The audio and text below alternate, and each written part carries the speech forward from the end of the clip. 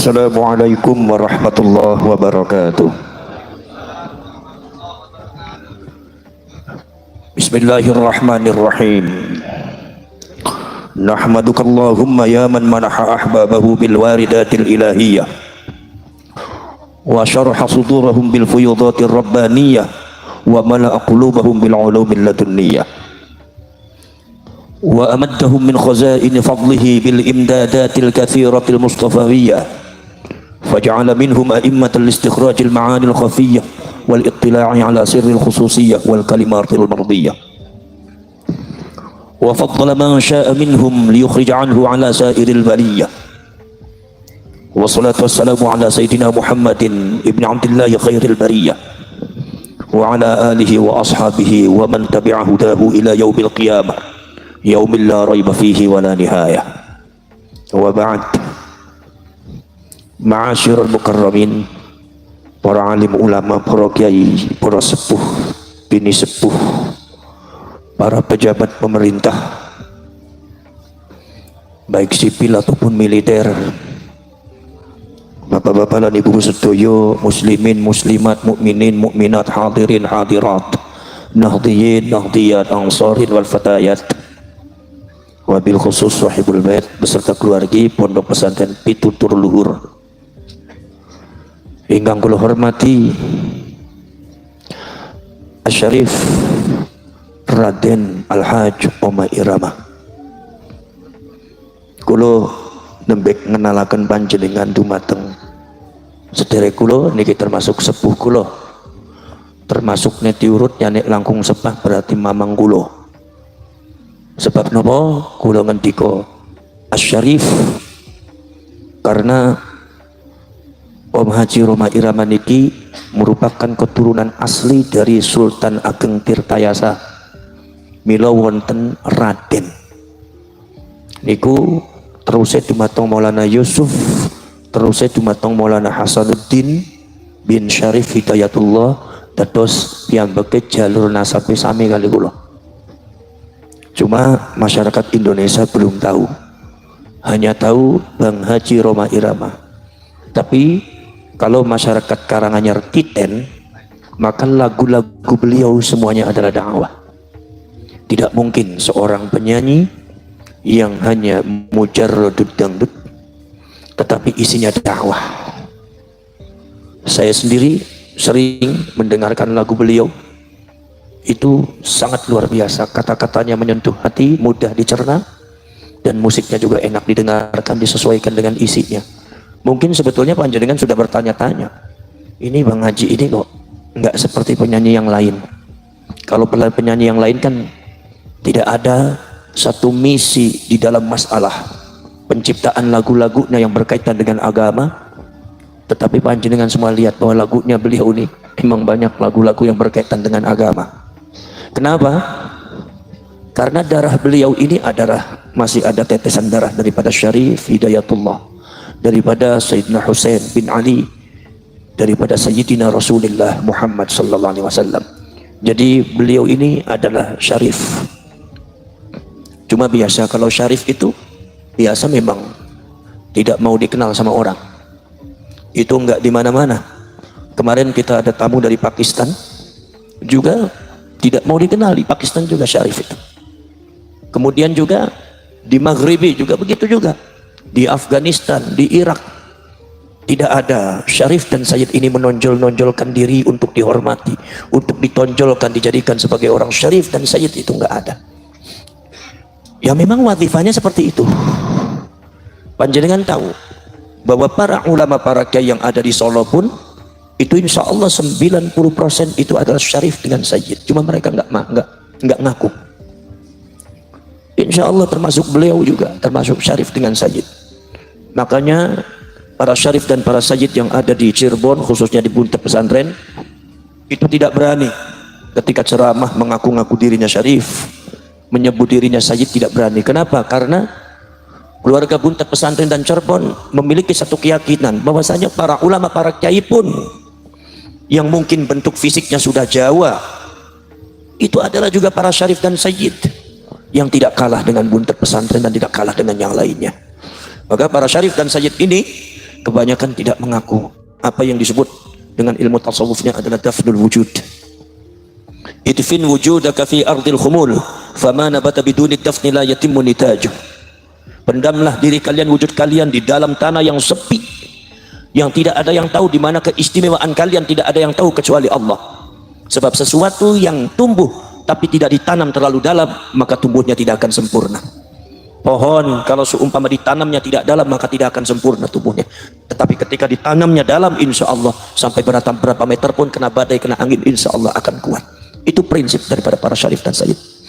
Saudara-saudara kalian, panjenengan harus tahu bahwasanya pada waktu zaman dahulu, salah satu wazifah, salah satu daripada kegiatan, salah satu daripada strategi daripada dakwah Islamiyah yang ada di tanah Jawa, khususnya di Nusantara umumnya, itu adalah apa yang disebut dengan ijra'u nutfatin nubuwah. Ijra'u nutfatin nubuwah yaitu adalah mengalirkan darah kenabian. Mengalirkan darah kenabian. Mengalirkan darah kenabian. Jadi para syarif, para sayyid ini kawin dengan orang Jawa, kawin dengan orang Sunda, kawin dengan orang Melayu, orang Sumatera, Kalimantan, Ambon, Sulawesi, Maluku. Akhirnya bentuknya sudah tidak ada Arab-Arabnya. Akhirnya bentuknya tidak begitu kelihatan syarif dan sayyid, hanya mengalirkan darahnya saja. Tetapi di dalam prakteknya mereka semua tidak ada yang mengaku syarif dan sayyid. Kenapa? Karena syarif dengan sayyid ini banyak tawadhu. Karena syarif dan sayyid ini tidak mau mencoreng nama baik Rasulullah sallallahu alaihi wasallam. Akibat nanti, yaitu adalah karena amal perbuatan yang tidak baik, akhirnya justru yang tercoreng adalah baginda Rasulullah sallallahu alaihi wasallam. Ini syarif sayyid nggak mau. Begitu menjaganya syarif dengan sayyid itu pada darahnya Rasulullah. Begitu menjaganya para sayyid dan syarif ini menjaga nama baik Rasulullah yang dianggap sebagai mbahnya, daripada nanti Rasulullah itu tercoreng nama baiknya. Karena semua para syarif dan sayyid itu merasa bahwasanya yang maksum hanya Rasulullah. Syarif dan sayyid tidak ada yang maksum. Yang dijamin masuk surganya hanya Rasulullah. Syarif tidak dan sayyid tidak ada satupun yang menjamin masuk surga. Tidak ada yang dijamin masuk surga. Maka dari itu saudara-saudara sekalian, para syarif dan sayyid tidak ada yang maksum dari maksiat. Sementara Kanjeng Nabi itu maksum daripada maksiat. Para syarif dan sayyid itu tidak ada yang maksum, tidak ada yang terjaga dari kesalahan dan dosa. Sementara Rasulullah itu selalu dijaga dari dosa dan kesalahan. Di sini antara syarif dengan Rasulullah sangat jauh bedanya. Rasulullah manusia istimewa, syarif dan sayyid manusia biasa. Maka jangan sampai nanti kekurangan para syarif dan sayyid dan maksiat dosa-dosanya mencoreng nama baik Rasulullah. Makanya kebanyakan para syarif dan sayyid sangat tidak mau disebut syarif dan sayyid. Karena apa? Karena mana? Karena hati penggalini pun syarif dengan sayyid itu adalah penggalini Kanjeng Nabi Muhammad sallallahu alaihi wasallam. Para syarif perahu, para sedulur sedaya mawon, di dalam masalah yang berkaitan dengan polemik nasab, nasabnya Ba'alwi ini harus mendapatkan perhatian khusus, khususnya dumateng para ulama, para kiai ingkang wonten dumateng Karanganyar. Sebab napa? Ini sebab ada di antara komentar-komentar para ulama dan para kiai sekarang menganggap bahwasanya polemik nasab yang berkaitan dengan Ba'alwi dan Habib dianggap tidak penting. Dianggapnya tidak penting, bahkan ada yang mengatakan udah yang penting kita jangan mikirin nasab, yang penting kita itu adalah jadi orang yang bertakwa. Saudara-saudara sekalian, panjenengan lihat kitab Hayatus Sahabah, kalian lihat juga kitab Asy-Syama'ilul Muhammadiyah karangannya Al-Imam Abu Isa At-Tirmidzi. Bagaimana para sahabat dan para tabi'in, bagaimana para sahabat itu saudara-saudara sekalian, al-ihtimam bima yata'allaqu bi Rasulillah sallallahu alaihi wasallam, sangat menganggap penting kepada sesuatu yang berkaitan dengan Rasulullah. Sangat menganggap penting kepada sesuatu yang berkaitan dengan Rasulullah, karena mereka sadar sesuatu yang berkaitan dengan Rasulullah itu kaitannya dengan mencintai Rasul. Sesuatu yang kaitannya dengan mencintai Rasul adalah sesuatu yang kaitannya dengan iman kita semua. Sesuatu yang berkaitan dengan iman kita semua ini adalah sesuatu yang berkaitan dengan akidah kita, sesuatu yang berkaitan dengan syariah kita, sesuatu yang berkaitan dengan akhlak kita, dan sesuatu yang berkaitan dengan agama kita. Jadi jangan dianggap nggak penting masalah nasab ini, saudara. Panjenengan jadi ulama itu harusnya al-ihtimam bima yata'allaqu bi Rasulillah sallallahu alaihi wasallam. Sesuatu yang berkaitan dengan Nabi itu harus dianggap penting. Sahabat itu menganggap penting dengan Rasulullah. Sesuatu yang berkaitan dengan Rasulullah, sekecil apapun sahabat dicatat, dianggap penting. Sahabat memperhatikan bagaimana cara makannya Rasulullah. Orang mau makan kalau bukan Rasulullah tidak ada yang peduli, tapi kalau yang berkaitan dengan Rasulullah, ini kaitannya dengan akhlak, ini kaitannya dengan cara, ini kaitannya dengan apa? Dengan manhaj, ini kaitannya dengan ideologi, ini kaitannya dengan syariah, ini kaitannya dengan agama. Bagaimana Rasulullah ketika tidur, bagaimana Rasulullah ketika berdoa, bagaimana Rasulullah ketika lenggah, ketika duduk, bagaimana Rasulullah ketika minum, bagaimana Rasulullah itu ketika mau tidur, bahkan bagaimana Rasulullah ketika caranya Rasulullah buang air besar, caranya Rasulullah bersuci dari buang air, bagaimana caranya Rasulullah bersuci dari najis. Itu para sahabat dan termasuk garwo-garwonya, termasuk Siti Aisyah dan yang lain-lainnya, itu dicatat semuanya, tidak ada satupun yang luput dari mata para sahabat. Kenapa? Sebab ini ma yata'allaqu bi Rasulillah sallallahu alaihi wasallam, ini sesuatu yang berkaitan dengan Kanjeng Nabi, ini adalah paling penting. Sahabat itu menganggap penting segala sesuatu yang berkaitan dengan Kanjeng Nabi dianggap penting. Jadi sampean jadi ulama kok jangan anggap penting perkara sing kaitane bareng Kanjeng Nabi kok ora dianggap penting. Sampean ku ulama kayak model apa sih, model kayak gitu? Gini apa mboten? Para syarif, para sedulur teman, subhanallah, sampai sahabat niku hafal Kanjeng Nabi pada waktu usia sekian ubannya ada sekian, ketika usia sekian Kanjeng Nabi ubannya ada sekian, ketika Rasulullah meninggal ubannya ada sekian. Uban ini nganti tiken Pak, nyuwun sewu para syarif, para sedulur, nganti Kanjeng Nabi bagaimana berhubungan dengan garwo-garwonya. Siti Aisyah menceritakan bukan dalam rangka jorok, bukan dalam rangka pornografi, tapi ini adalah berkaitan dengan syariat, ini berkaitan dengan akhlak, ini berkaitan dengan akidah, ini berkaitan dengan agama. Sebab ini bukan makannya orang sembarangan, ini bukan duduknya orang sembarangan, ini bukan tidurnya orang sembarangan, ini tidur makannya khairil bariyah, makhluk Allah yang paling utama, harus dianggap penting. Masalah Baal wi habaib ini ngaku putu, duduk putu si Tarjo, duduk putu si Bejo, iki ngaku putu Kanjeng Nabi khairil bariyah, wajib diteliti, wajib ditelusuri. Ini adalah tugasnya para ulama, para kiai sebagai warasatul anbiya. Sampean jadi ulama dari kiai ora gelem ngurusi pensiun, bae sampean jadi kiai nek. Gini apa mboten? Gini apa mboten? Jangan dianggap tidak penting Pak, sebab ini adalah kaitannya dengan syariah, ini kaitannya dengan akhlak, ini kaitannya adalah dengan apa? Dengan akidah.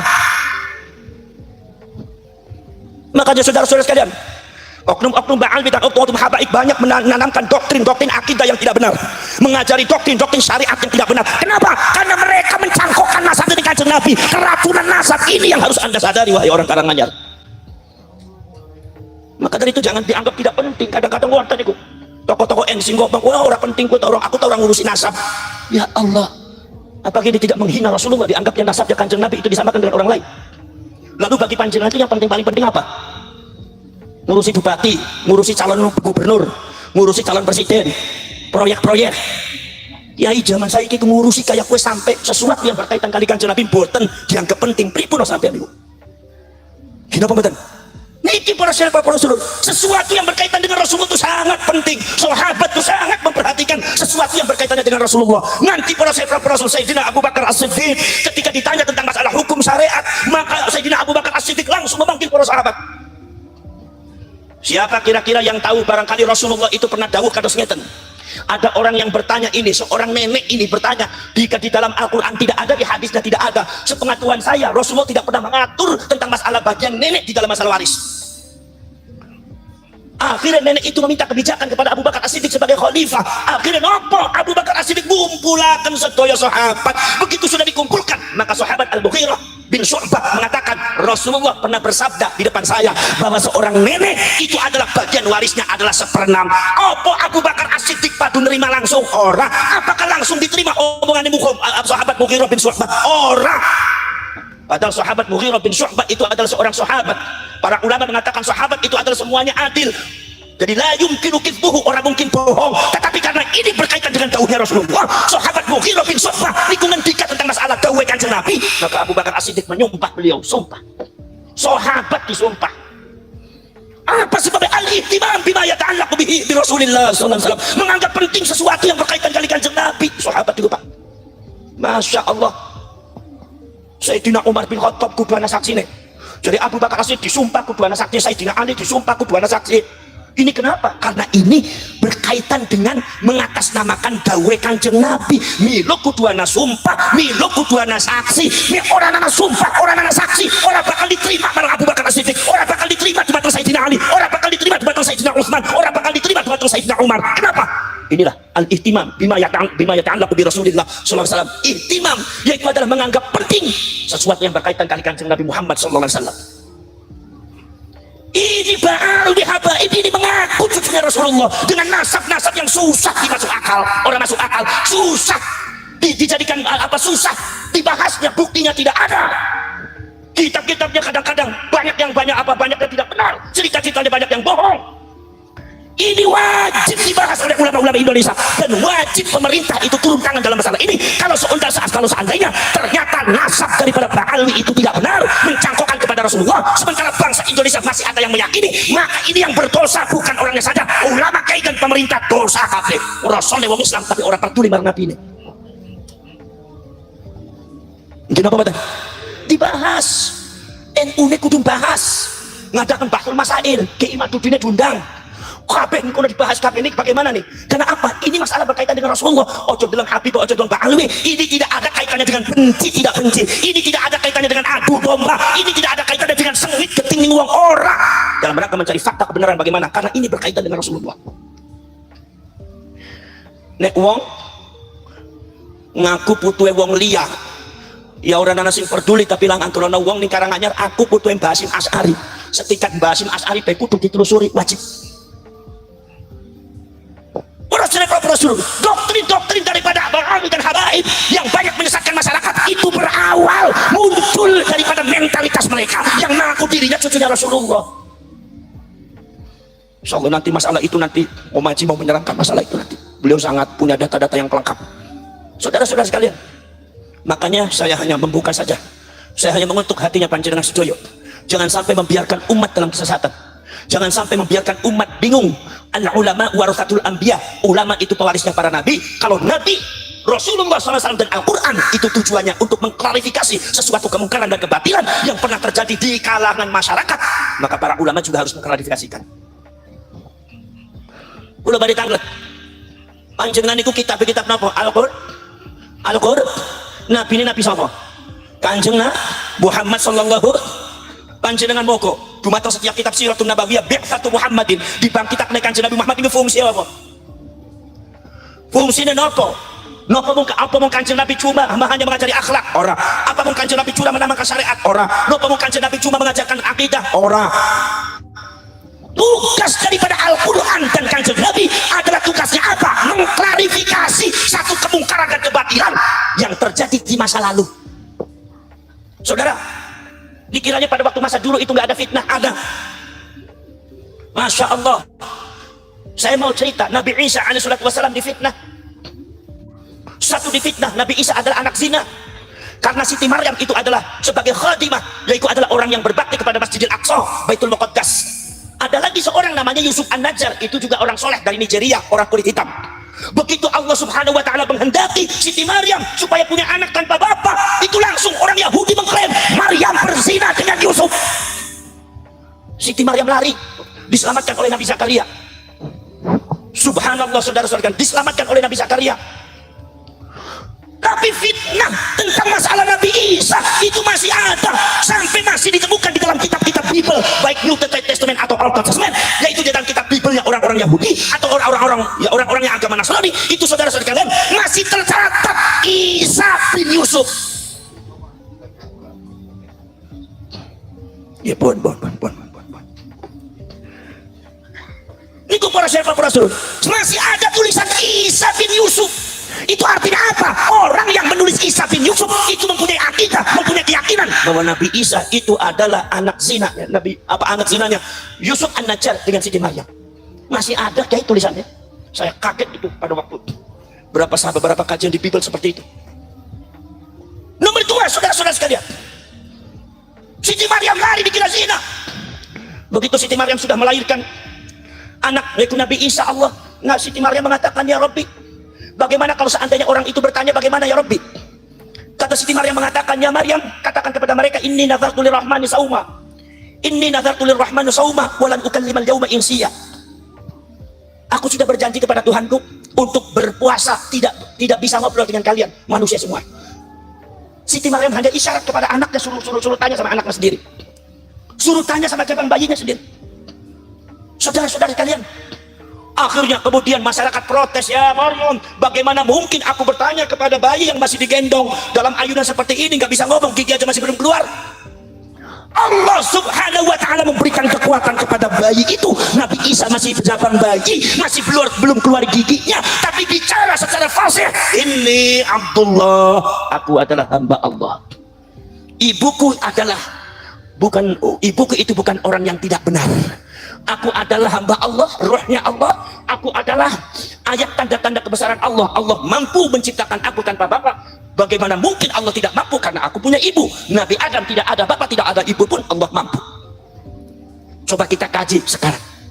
Allah subhanahu wa ta'ala memberikan kekuatan dari seorang Nabi Isa yang masih kecil, masih jadi bayi, belum bisa bicara, sebetulnya normalnya belum bisa bicara, tapi Allah berkenan untuk berbicara setelah fase, untuk mengklarifikasikan semua itu. Apa maksudnya?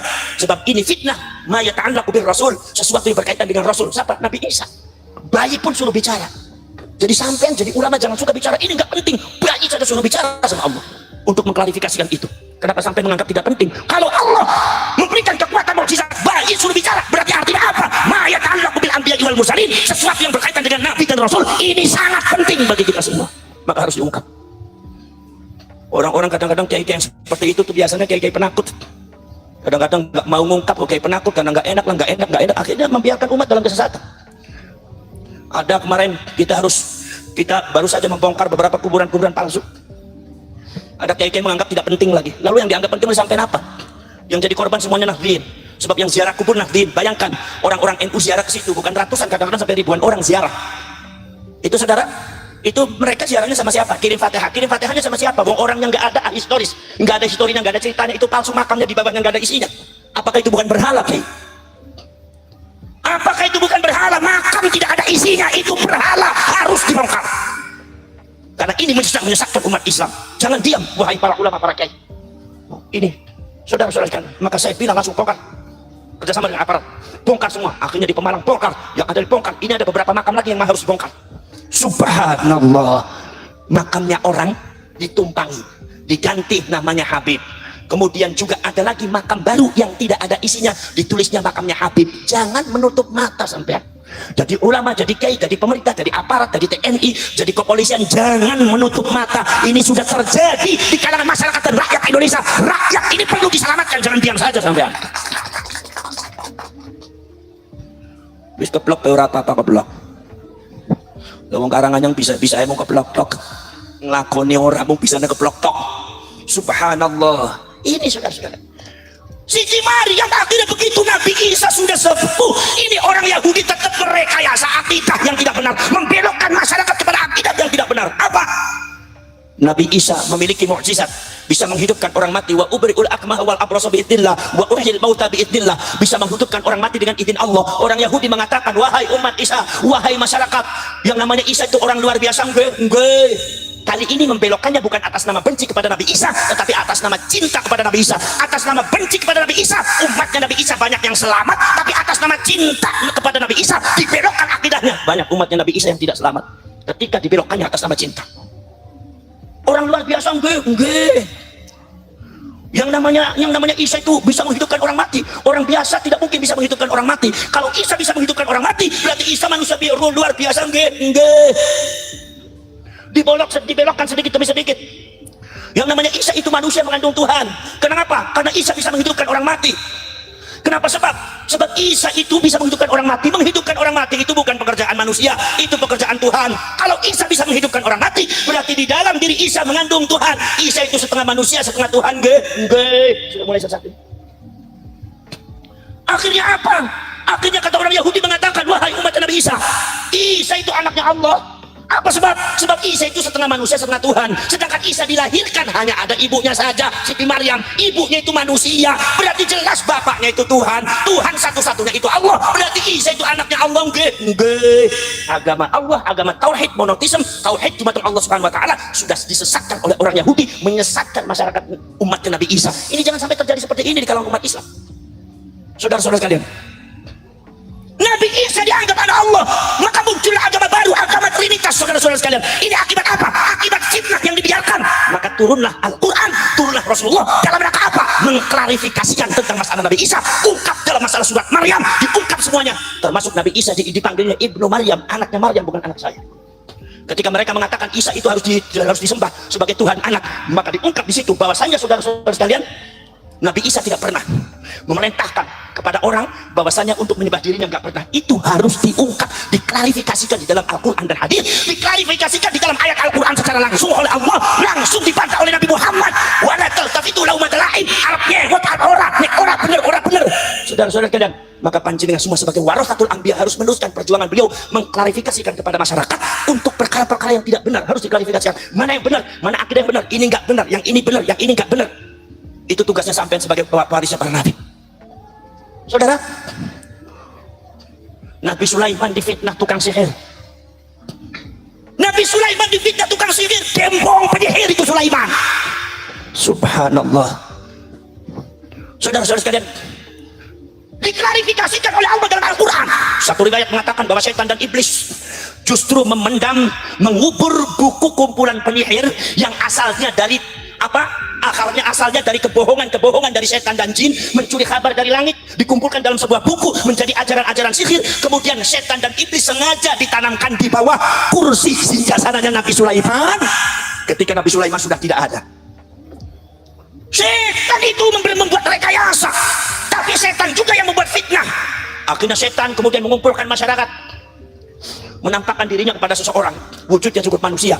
Coba kalian lihat, Sulaiman itu adalah kerajaannya luar biasa. Sulaiman itu adalah orang hebat, bisa menundukkan langit dan bumi, binatang, setan, jin, berkayangan, tunduk semua. Kalian tahu rahasianya apa? Waduh, nggak tahu bagaimana Pak? Bongkar itu mata kursi Sulaiman, sesuatu di bawah kursi singgasana Nabi Sulaiman. Begitu dibongkar, ternyata isi bukunya buku sihir. Akhirnya masyarakat terfitnah, punya asumsi Nabi Sulaiman, kerajaannya, kekuasaannya, kehebatannya berasal dari ilmu sihir, dan Nabi Sulaiman di-branding sebagai pakar penyihir, gembong penyihir, orang yang pertama kali belajar ilmu sihir. Apa nggak fatal itu Pak? Kalau itu hubungannya dengan orang lain mungkin Allah tidak mengklarifikasikan, tapi ini hubungannya dengan Nabi loh, dengan Rasul. Subhanallah. Ada lagi riwayat yang lain mengatakan bahwasanya ketika itu para setan dan iblis itu mengajari sihir, asalnya daripada berita-berita yang dicuri dari langit, kabar-kabar yang tidak benar, berisi kebohongan, akan terjadi ini, akan terjadi ini, berisi kejahatan-kejahatan, diajarkan oleh setan dan iblis kepada manusia, diturunkan kepada dukun-dukun sebagai orang yang mengaspirasikan kebohongan-kebohongan yang diajarkan oleh setan dan iblis kepada manusia. Makanya semua tersebar nama baik jin dan setan itu mulai muncul, bahwa setan dan jin bisa mengetahui masa depan, setan dan jin itu bisa menentukan nasib, setan dan jin itu bisa memperbanyak rezeki, setan dan jin itu bisa menentukan umur mati atau tidak. Akhirnya banyak orang-orang yang akidahnya rusak. Akhirnya Nabi Sulaiman langsung bergerak. Itu kitab bohongnya, kitab sihirnya direbut oleh Nabi Isa, kemudian ditanam oleh Nabi Isa di bawah kursi singgasananya Nabi Sulaiman ya. Nabi Sulaiman di bawah kursinya singgasananya Nabi Sulaiman. Maksudnya supaya tidak ada yang berani membongkar.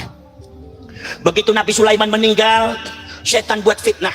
Ya ma'asyiran nas, wahai manusia semua, apakah kalian tahu bagaimana rahasia kehebatannya kerajaan Sulaiman? Terletak pada apa? Bongkar, istakhriju ma tahta kursi Sulaiman. Keluarkan apa yang ada di bawah kursinya Nabi Sulaiman. Fastakhraju, maka manusia berbondong-bondong membongkarnya. Ternyata di dalamnya ada buku isinya kumpulan-kumpulan ajaran-ajaran sihir. Maka manusia mengatakan langsung terfitnah. Bagaimana fitnahnya Nabi Sulaiman? Bagaimana terfitnahnya manusia kepada Nabi Sulaiman? Kata masyarakat mengatakan, ya Sulaiman, innama mulkuka bihadza ya Sulaiman. Ternyata kehebatan kerajaanmu rahasianya terletak pada ini, ilmu sihir. Berarti Sulaiman ada gembong penyihir. Nabi Sulaiman di-framing sebagai penyihir, Pak. Jangan dianggap nggak penting ini. Langsung diklarifikasikan oleh Allah. Wattaba'u ma tatlu syayatin ala mulki Sulaiman wa ma kafara Sulaiman walakinna syayatin kafaru yu'allimuna an-nasa sihr. Langsung dibantah oleh Allah dalam Al-Quran. Mereka tidak mengikuti Sulaiman. Yang mengajarkan sihir adalah para setan, para jin yang tidak benar.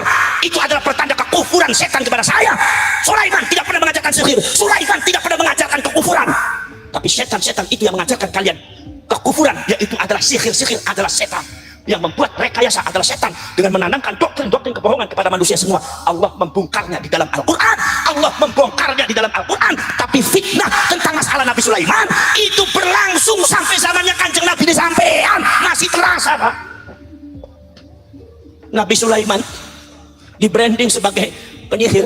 Pada waktu Rasulullah menyebutkan para nabi Allah yang wajib diimani, di antara menyebutkan Nabi Adam, Nabi Nuh, Nabi Syed, Nabi Dawud, Nabi Ibrahim, Nabi Ishak, Nabi Ismail, Nabi Hud, Nabi Syuaib, Nabi Dzulkifli, sampai Nabi Yahya, Nabi Musa, Nabi Harun, Nabi Muhammad menyebutkan Nabi Sulaiman. Ketika disebutkan nama Sulaiman, muncul Sulaiman, maka itu orang Arab, orang musyrik yang sudah didoktrin oleh orang Yahudi. Orang Yahudi langsung berteriak, Sulaiman Muhammad itu tukang sihir. Sihirnya Muhammad adalah dari Sulaiman. Buktinya apa? Buktinya Muhammad menyebutkan Sulaiman sebagai orang yang wajib dipercaya sebagai Nabi dan Rasul. Berarti Muhammad adalah penerus Sulaiman, penyihir. Langsung diklarifikasi oleh Allah, wa ma huwa bisahir. Wa ma huwa bisahir. Muhammad itu bukan penyihir. Itu diklarifikasikan oleh Allah dalam Al-Quran, diklarifikasikan oleh Allah, oleh Rasulullah yang disebut musaddiqun lima baina yadayhi. Rasulullah membenarkan, mengklarifikasikan, meluruskan cerita tentang para nabi, para rasul yang sudah terfitnah, dibelokkan oleh orang-orang yang tidak benar. Maka ini tugasnya Al-Quran, diturunkan oleh Allah Subhanahu wa taala sebagai hudan linnas wa bayyinatin minal huda wal furqan. Jadi sampean jangan punya alasan ini nggak penting. Gimana masa sampean kayak sudah tahu yang jadi korban itu orang-orang NU, masa orang dianggap penting? Sesuatu yang berkaitan dengan Rasulullah tidak dianggap penting. Saya tanya, lalu yang dianggap penting oleh sampean apa? Yang berkaitan dengan pilkada, apa yang berkaitan dengan pilgub, apa yang berkaitan dengan apa pilihan presiden, itu lebih penting daripada sesuatu yang berkaitan dengan Rasulullah. Sampean pertanggungjawaban di depan Allah bagaimana? Maka di sini saudara-saudara sekalian, mari kita bersatu padu saudara-saudara sekalian, karena ini adalah sangat luar biasa, dan ini adalah bukan sekedar berhubungan dengan agama kita, dengan akidah kita, dengan syariat kita, tetapi ini sangat berhubungan dengan status kita, eksistensi kita sebagai bangsa Indonesia. Kalau kita mencintai Indonesia, kalau kita mencintai negeri ini, kita harus bahas semuanya. Sebab sudah banyak yang klaim negara, klaim daerah, klaim apa semuanya. Insya Allah nanti akan dijelaskan oleh Opaji nanti. Saudara-saudara sekalian, bahwasanya itu, maka saya di sini hanya membuka saja, tidak panjang lebar, tidak elok kiranya di samping kesepuhan kita banyak berbicara dan berpanjang-panjang lebar. Selanjutnya kita dengarkan bagaimana uraian daripada kesepuhan kita ini. Itu adalah Syarif Raden Haji Omah Irama. Mudah-mudahan ada manfaatnya. Tapi saya minta kepada panjenengan semua, ini adalah tugas para ulama, para kiai di dalam rangka menyelamatkan umat. Jangan sampai umat itu tetap dalam kebodohan, tetap dalam kesesatan, tetap dalam bergelimang dosa dan maksiat. Saudara-saudara sekalian, dari saya cukup sekian saja. Assalamualaikum warahmatullahi wabarakatuh. Oke sahabat, dimanapun saudaraku berada, itu tadi pencerahan yang kita terima dari Gus Abbas Butet ya. Mudah-mudahan bisa bermanfaat untuk kita semua. Kita ambil hikmahnya dan kedepannya kita bisa menjadi insan yang lebih baik dan lebih baik lagi. Terima kasih. Cak Bukeli undur diri, kurang lebihnya mohon maaf. Diakhiri wassalamualaikum warahmatullahi wabarakatuh.